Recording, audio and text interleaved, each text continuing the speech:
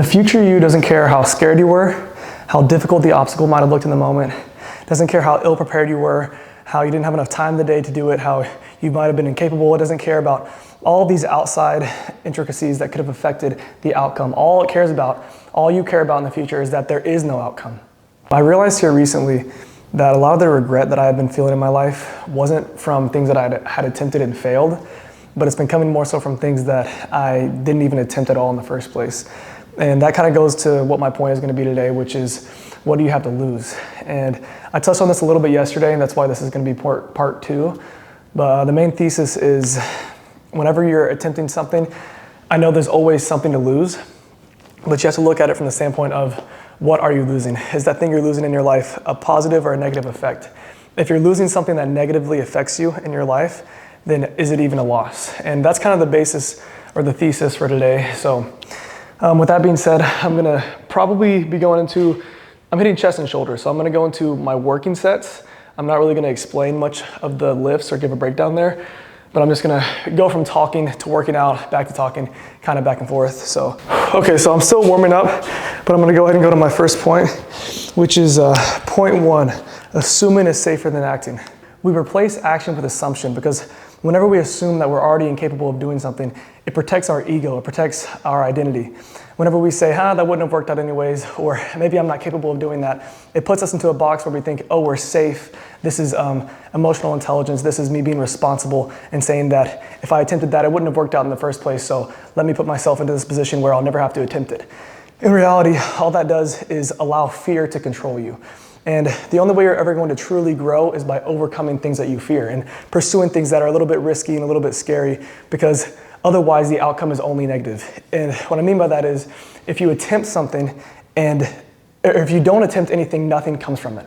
And nothing is negative. You can't have something from nothing.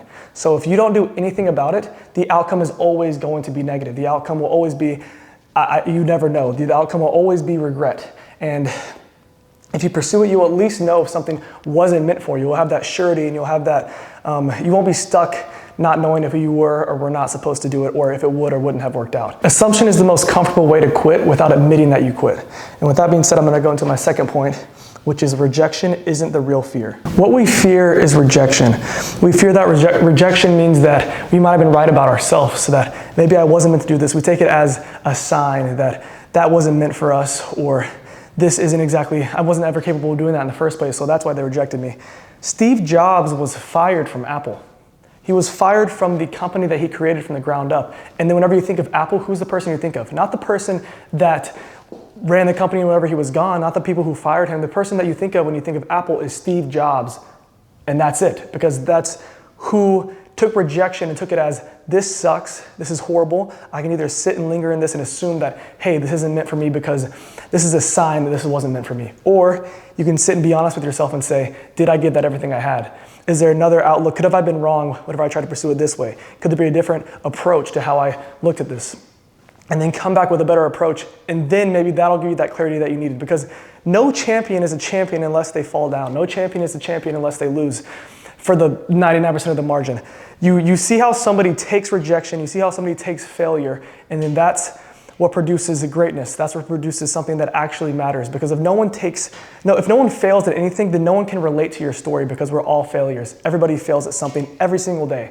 So you have to take rejection as, this is a part of my story. This is what makes my story worth telling. This is what makes it difficult. This is why I pursued it in the first place. Not because it was easy, because it wasn't going to be handed to me. So I'm going to go ahead and go to this first set. I'm going to leave you guys with that for right now for the second point.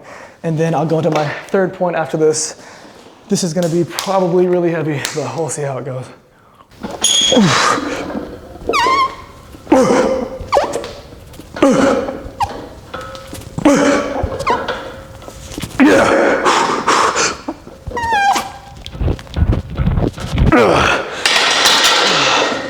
Wow, that was heavy.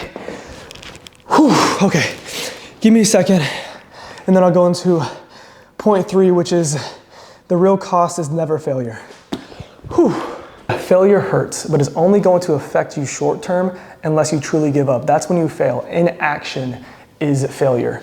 When you look at anyone who's done anything of any major importance, take basketball players, football players, soccer, whatever. No football players never dropped a pass. No basketball players never missed a jump shot. No soccer players never missed a goal.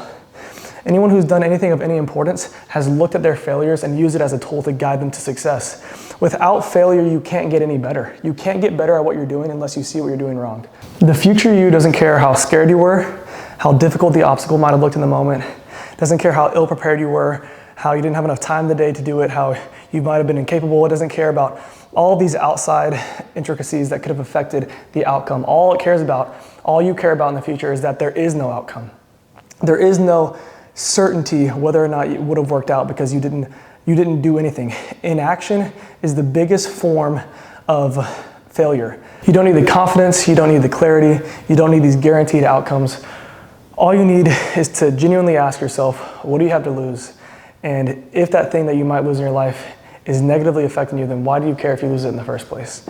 That's the message for today. I think that I did a better job than yesterday with giving a message that I think actually made sense. If you guys do have something that you're wanting to pursue and you're not sure what the outcome will be, just ask yourself, what do you have to lose? Thank you guys so much for watching. Have a blessed one.